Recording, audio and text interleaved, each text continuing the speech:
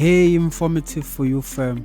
Today we are back with another video, and today is what I like to call this the Monday politics. So today we just talk about politics, throw out a video there and get your reaction on what you say and what you think about South African politics.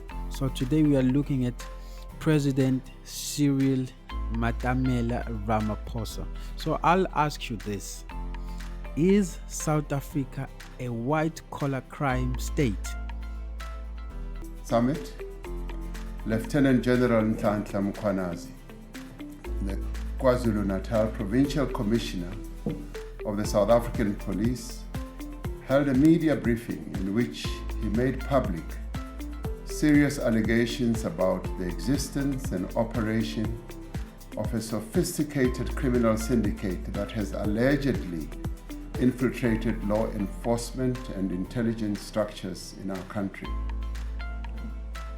Lieutenant Mkhwanazi alleged that the Minister of Police allegedly interfered with sensitive police investigations and colluded with business people, including a murder accused, to disband the political killings task team based in KwaZulu-Natal.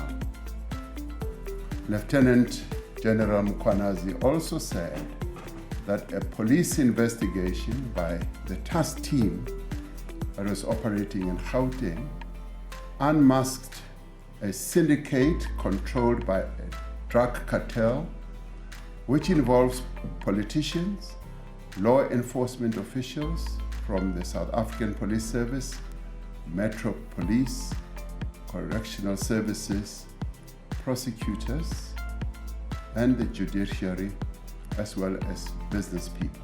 So guys, I'll give a quick explanation of what white-collar crime is.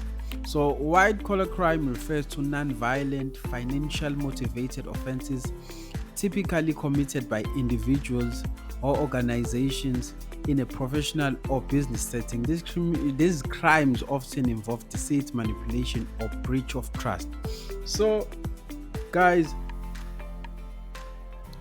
actually what is said here is that people in government and also people in the private sector can be involved in wrongdoings that might result, disturbing ethical functions of that institution or of the public. So I'll just name some of the common types of white-collar crimes. So guys, I will look at some common types of white-collar crimes, which is fraud, embezzlement, money laundering, and bribery and corruption. And also, if you look at the characteristics of these settings, they tell you that these people cannot be touched.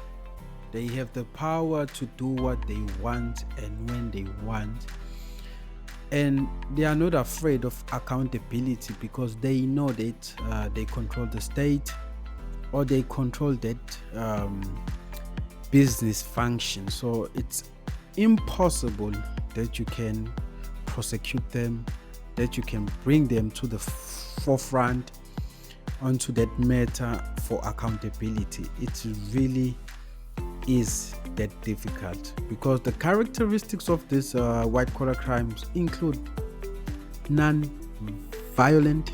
That means these crimes typically do not involve any physically or harm or violence, and there are professional settings.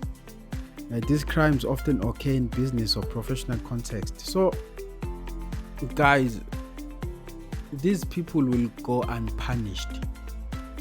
So I think if South Africa says that they want justice, something new, they want real leaders, they want accountability and all those things, I think they really need to revisit themselves personally to conclude what is the viable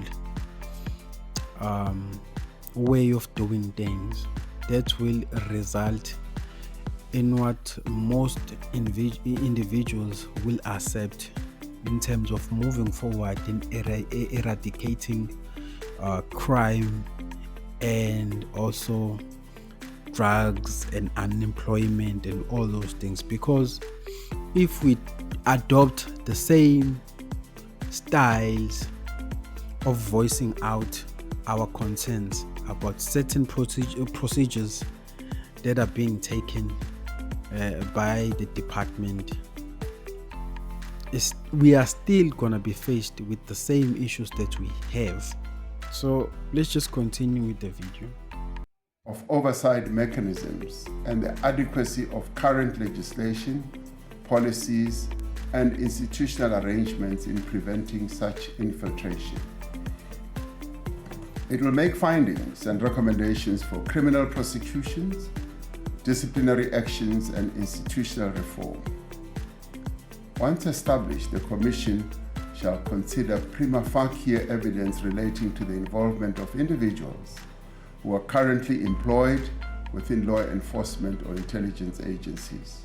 Where appropriate, the Commission must make recommendations on the employment status of such officials currently employed, including whether they should be suspended pending the outcome of further investigations. The Commission will have the power to refer matters for immediate investigation and urgent decisions on prosecution, taking into account the nature of the allegations and the evidence the Commission will uncover. It is critical that these matters be attended to with the necessary urgency and thoroughness. The Commission is expected to complete its work and submit a final report to the President. Interim reports will be expected after 3 months and 6 months, respectively. The final report of the Commission will be sent to the Speaker of the National Assembly and to the Chief Justice. Acting Deputy Chief Justice Madlanga is retiring from the Constitutional Court at the end of July 2025 after years of distinguished service, and will therefore be able to give his full attention and time to the work of this Commission. So a commission of inquiry will be formed, and also the role players in that commission will be established, like the President has also mentioned them. And moving forward, I think that there won't be any accountability, like I said. And also, these are very high individuals or executives. Their powers, they go in places that I don't think myself I know. So it will be impossible to prosecute these individuals. But going forward, I think that we need a mechanism that is well thought through, because even right now we are battling with the immigration policies. I think we don't understand them. We can't interpret our constitution the way that is understandable, because there are so many explanations to it. I think that is something that also needs to be revisited to make it clear what it says or instructs. But guys, without saying any further things, I think I'm closing this video. I'll see you in another video, and please don't forget to like and subscribe, and also take this video as just and as independent as you can. It's just my opinion. It's something that I'm not saying people should follow or say or go by. It's just a view. I thank you.